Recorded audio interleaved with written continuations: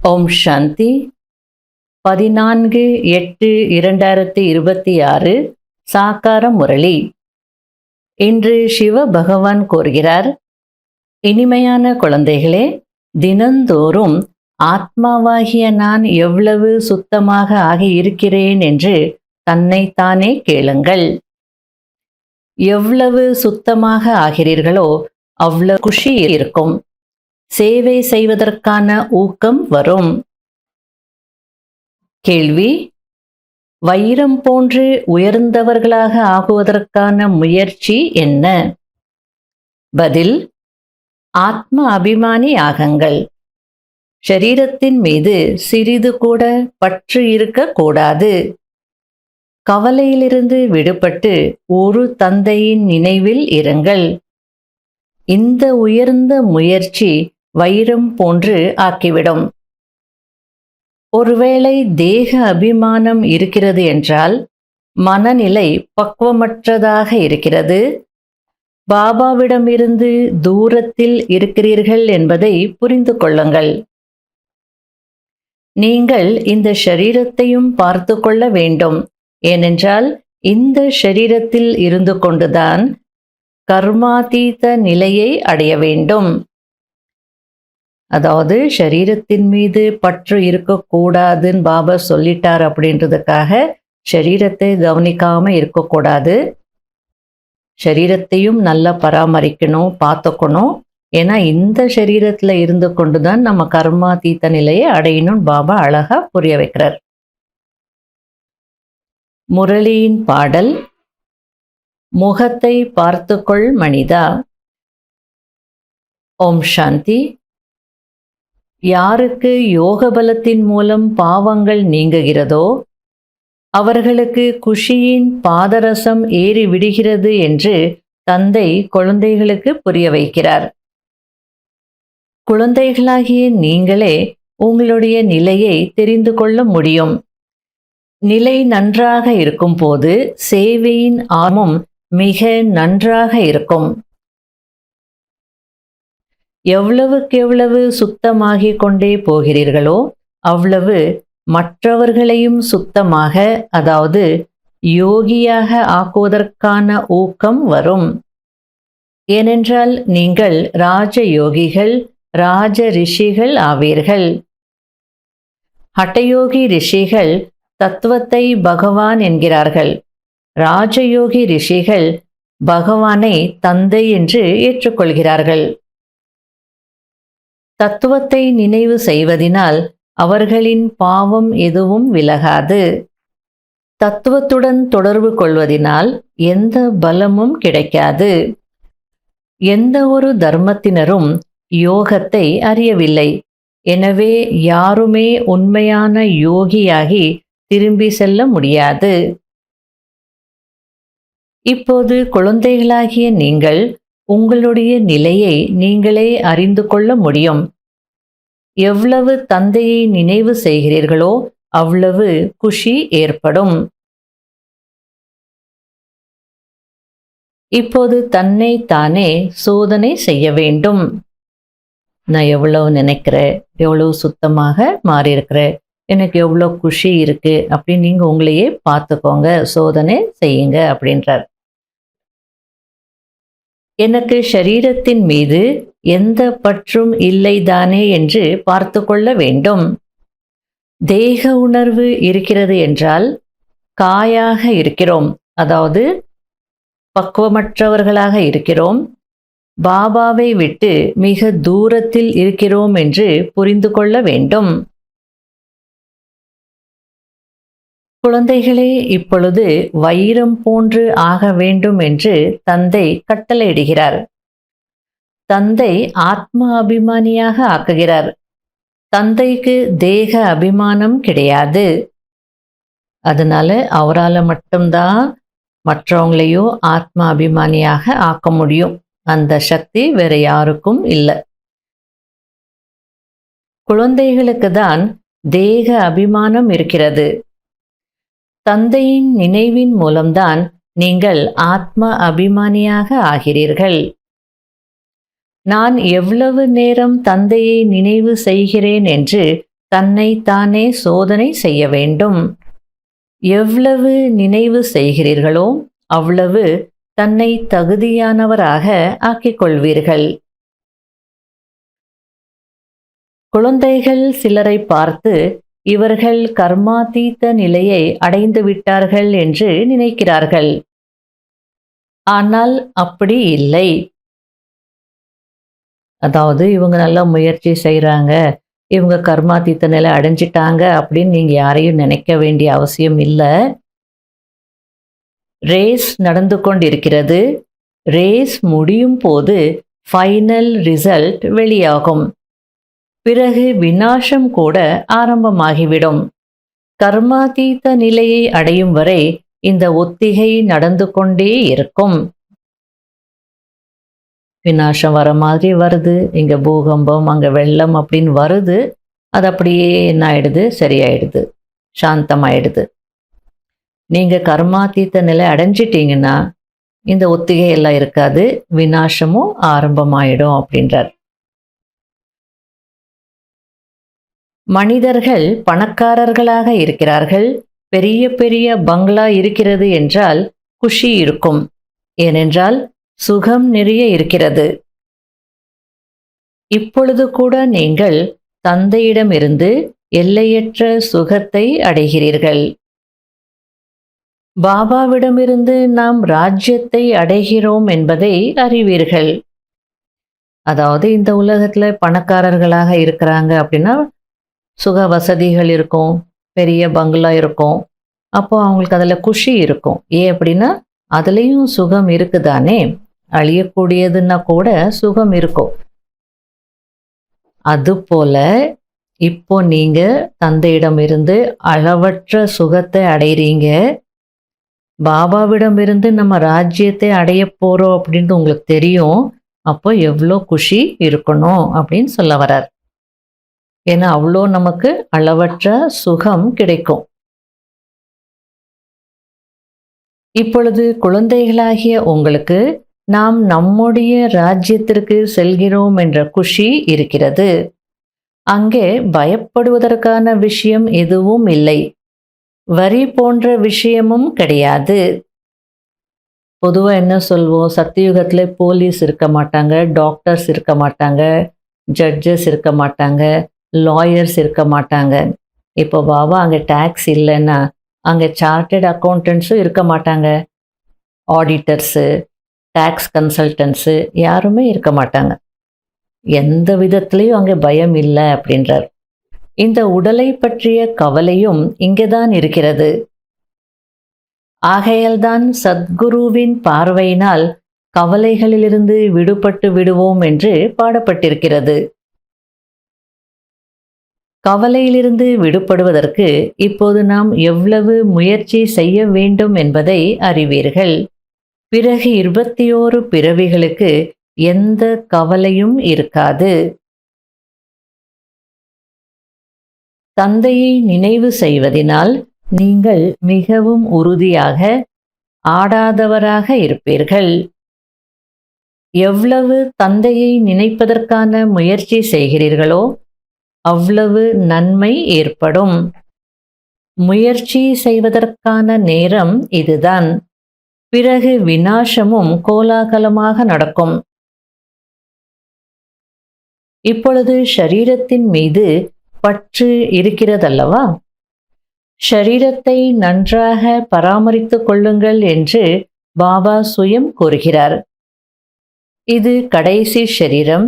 இதில்தான் முயற்சி செய்து கர்மாதீத நிலையை அடைய வேண்டும். உயிரோடு இருங்கள், தந்தையை நினைவு செய்து கொண்டே இருங்கள். அதாவது பாபா என்ன சொல்றார் அப்படின்னா, உயிரோடு இருந்தால்தானே நீங்க பாபாவை நினைப்பீங்க. ஆகையில உயிரோடு இருங்க, பாபாவை நினைச்சிட்டே இருங்க. அதற்காக நீங்க சரீர ஆரோக்கியத்தையும் பார்த்துக்கணும், சரீரத்தையும் பார்த்துக்கணும். சரீரம் ஆரோக்கியமாக இருந்தால்தான் முயற்சியை செய்ய முடியும். கொஞ்சம் உடற்பயிற்சி செய்யணும், கொஞ்சம் நல்ல உணவு, சத்தான உணவு சாப்பிடணும், ஜங்க் ஃபுட் விடணும், நைட்டில் லேட்டாக சாப்பிடக்கூடாது. அப்போ ஜீரண கோளாறு ஏற்படும், அப்போ அமிர்த வேளையில் தூக்கம் வரும்.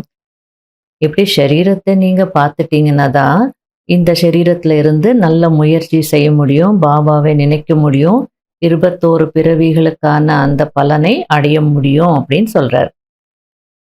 ஆகையால் பாபா உயிரோடு வாழ்ந்து கொண்டிருங்கள் என்று புரிய வைக்கிறார். அதாவது வடநாட்டுல காலில் விழற பழக்கம் இருக்கு இல்லையா? சின்ன குழந்தைகள் யாராக இருந்தாலும், பெரியவங்க யாராக இருந்தாலும் அவங்க பெரியவங்களுக்கு காலில் விழுவாங்க. அந்த பழக்கம் இருக்கு. அந்த மாதிரி காலில் விழும்போது ஜீத்தே ரோஹோ பேட்டா அப்படின்னு சொல்லுவாங்க. அதனுடைய லிட்ரரி மீனிங் அப்படின்னா நல்லா வாழ்ந்து கொண்டிரு. நம்ம பக்கம் ஆசீர்வாதம் பண்ண என்ன சொல்லுவோம்? நல்லா இருங்கன்னு சொல்லுவோம். அந்த மாதிரி தான் அவங்க ஜீத்தே ரோஹோ அப்படின்வாங்க. அதாவது பாபா ஏன் இதை புரிய வச்சிட்டு இருக்கிறார் அப்படின்னா, சில பேர் டூ மச்சா செய்கிறாங்க. அதாவது பாபா 2 ரொட்டி தானே சாப்பிட சொல்லியிருக்காங்க, எனக்கு 2 ரொட்டி போதும்னுவாங்க. இரவு கண் விழித்து யோகா பண்ணணும்னா நைட்டெல்லாம் உட்காந்து யோகா பண்ணுவாங்க. அதாவது பாபாவுடைய வார்த்தைகளை மிஸ்யூஸ் பண்ணுவாங்க. சரி, நீங்கள் இரவெல்லாம் யோகா பண்ணீங்கன்னா பகல்லையும் நல்லா இருக்கணும். ஆனால் பகலில் தூங்கி விழுந்துட்டு இருப்பாங்க, கிளாஸில் தூங்கிட்டு இருப்பாங்க, அமிர்த வேளை யோகத்தில் தூங்கிட்டு இருப்பாங்க. என்ன பிரயோஜனம்? அந்த சரீரத்திற்கு அதற்கு தேவையான ரெஸ்ட் கொடுக்கணும். அப்படி இல்லைன்னா வேறு விதமாக நம்ம அஃபெக்ட் ஆகிடுவோம், பிரெயின் அஃபெக்ட் ஆகிடும். ஆகையால் நல்லா சாப்பிடுங்க, நல்லா ரெஸ்ட் எடுத்துக்கோங்க, நல்ல முயற்சி செய்யுங்க, நல்லா என்னை நினைங்கன்னு சொல்கிறார். இப்பொழுது உங்களுக்கு வருமானம் கிடைத்து கொண்டிருக்கிறது. ஆகையால் ஷரீரத்தை நோயற்றதாக ஆரோக்கியமாக வைத்துக் கொள்ளுங்கள். கவனக்குறைவாக இருக்காதீர்கள். அதாவது ஷரீரத்தை பராமரிப்பதில் தவறு செய்யாதீங்க அப்படின்றார். ஜெகதீஷ் பாய்ஜி யஜ்யத்திற்கு எவ்வளோ சேவை செய்திருக்கிறார். நம்ம லிட்ரேச்சர் எல்லாம் எழுதுனது அவர் தான். அவர் மூலமாக நிறைய சேவை நடந்திருக்கு.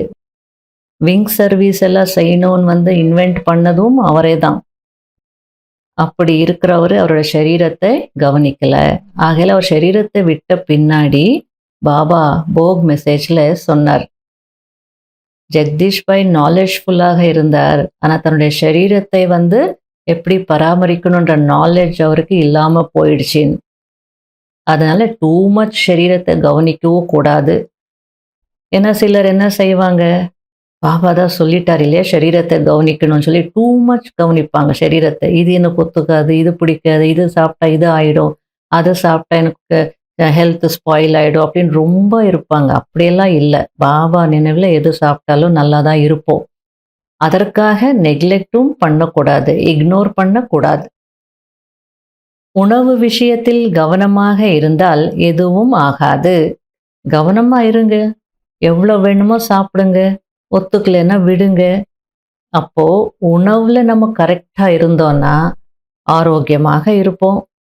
ஆரோக்கியமாக இருந்தால் பாபாவை நினைப்போம், பாபாவை நினைத்தால் வருமானம் கிடைக்கும், அப்படின்னா ஆஸ்தி அடைவோம். ஒரே மாதிரியான நடத்தையினால் உடலும் ஆரோக்கியமாக இருக்கும். அதாவது டிசிப்ளின்டாக இருக்கணும். இந்த நேரத்தில் இதை சாப்பிட்ணும், இந்த நேரத்தில் இதை சாப்பிட்ணும், எப்போ பார்த்தாலும் அசை போட்டுக்கிட்டே இருக்கக்கூடாது.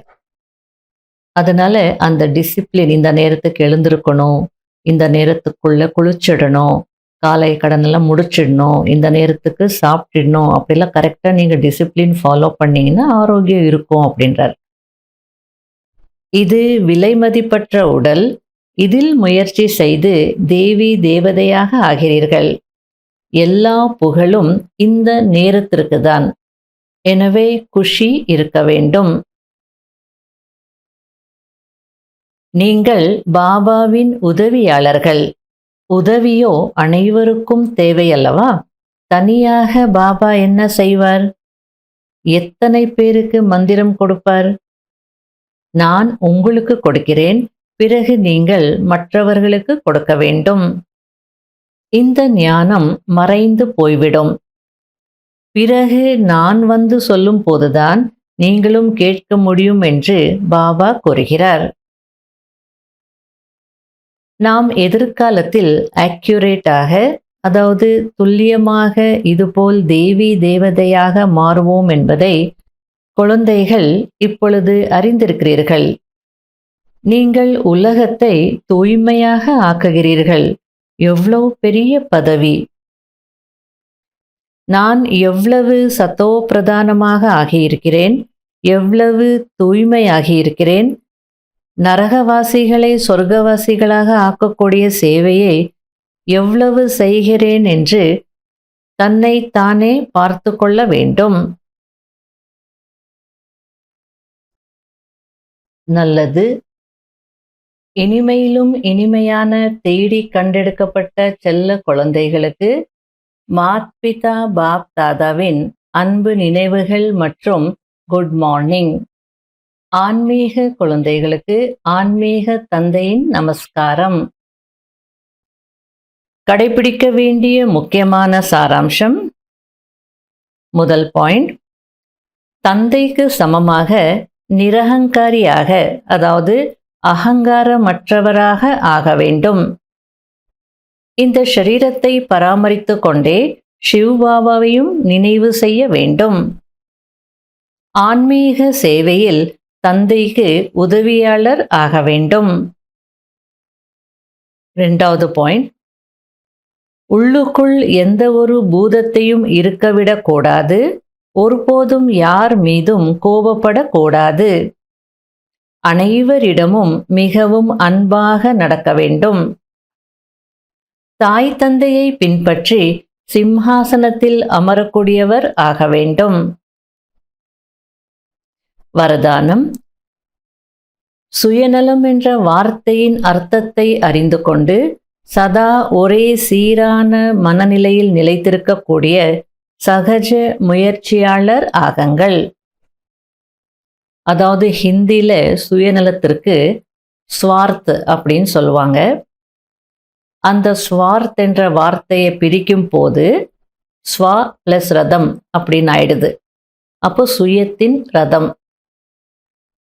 ஆகல நான் ஆத்மா, இது என்னுடைய ரதம் அப்படின்னு புரிஞ்சுக்கிட்டு, அதோடைய அர்த்தத்தை புரிஞ்சுக்கிட்டு ஒரே சீரான மனநிலையில நீங்க இருந்தீங்க அப்படின்னா சகஜ முயற்சியாளர் ஆயிடுவீங்க அப்படின்றார். இன்றைய நாட்களில் ஒருவருக்கு இன்னொருவர் மீது என்ன பற்று இருக்கிறதோ அது ஸ்நேகத்தினால் அல்ல, சுயநலத்தினால் இருக்கிறார்கள். அதாவது யாருக்கு உண்மையா ஸ்நேகம் அன்போ இல்லை, சுயநலத்திற்காக தான் அந்த ஸ்நேகமாக இருக்கிறாங்க அப்படின்னு சொல்றார். சுயநலத்தின் காரணத்தினால் பற்று இருக்கிறது. மேலும் பற்றுதலின் காரணத்தினால் விடுபட்டவர்களாக ஆக முடியவில்லை. ஆகையால் சுயநலம் என்ற வார்த்தையின் அர்த்தத்தில் நிலைத்து விடுங்கள். அதாவது முதலில் சுயத்தின் ரதத்தை சுவாகா செய்யுங்கள். இந்த சுயத்தின் ரதம் நீங்கிவிட்டால் விடுபட்டவர்களாக ஆகிவிடுவீர்கள். அதாவது அஸ்வமேக யஜ்யத்துல குதிரையை சுவாகா பண்ணுவாங்க, ரதத்தை சுவாகா பண்ணுவாங்க. அதுபோல நம்முடைய ரதம் சரீரம் இல்லையா? ஆகல அந்த ரதத்தை நீங்க சுவாகா பண்ணிட்டீங்கன்னா மீதி இருக்கிறது சுயம். இந்த ஒரு வார்த்தையின் அர்த்தத்தை அறிந்து கொள்வதினால் சதா ஒருவரின் மேலும் ஒரே சீரான நிலையில் இருப்பவர் ஆகி விடுவீர்கள். இதுதான் சகஜ முயற்சி ஆகும்.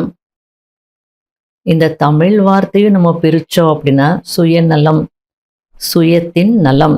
அப்போ சுயத்தின் நலம் அப்படின்னா தேகாபிமானம் இருக்கக்கூடாது. அந்த தேகம் என்ற ரதத்தை நீங்க சுவாகா பண்ணிட்டீங்கன்னா சகஜ முயற்சியாளர் ஆயிடலாம். ஸ்லோகன். ஃபரிஷ்தா ரூபத்தில் இருப்பதினால் எந்த ஒரு தடையும் தன்னுடைய தாக்கத்தை ஏற்படுத்த முடியாது. அவ்யக்த சமிகை. சம்பூர்ண தூய்மை பிராமணர்களாகிய உங்களுடைய அலங்காரமாக இருக்கிறது. சதா அலங்கரிக்கப்பட்ட மூர்த்தி, அதாவது சதா தூய்மை சுரூபத்தில் நிலைத்திருந்து எல்லையற்ற மேடையில் ஹீரோ பார்ட்டை நடிக்க வேண்டும். சதா பிரம்மச்சாரி, அதாவது சங்கல்பத்திலும் கூட எந்தவிதமான தூய்மையற்ற தன்மை உள்ளுணர்வை சஞ்சலமாக்க கூடாது. உள்ளுணர்வின் சஞ்சலத்தன்மையும் ரெஜிஸ்டரை கரையாக்கிவிடும். ஆகையால் உள்ளுணர்விலும் கூட சதா பிரம்மச்சாரியாக ஆகுங்கள். ஓம் சாந்தி.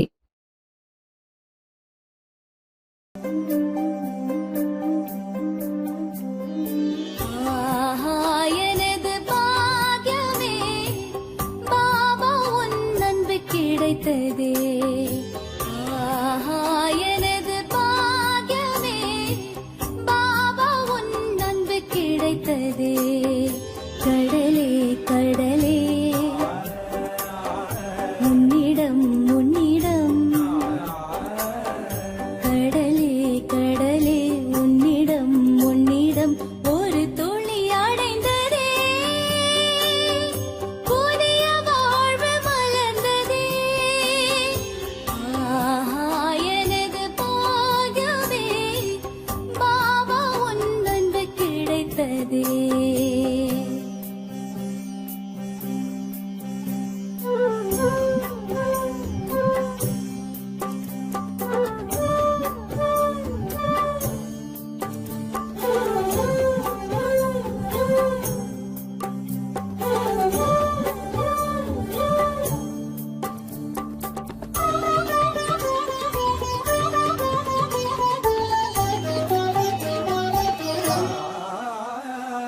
உன்னை சந்தித்ததால் வாழ்க்கையில் பரமானந்தம் அடைந்தேனே.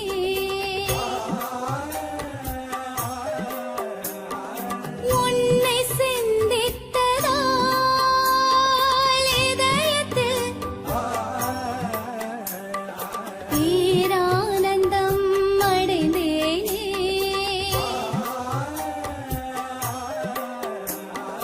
அன்பின் தீபம் நீ ஏற்றினாய், ஒளியானதே என் வாழ்க்கையே.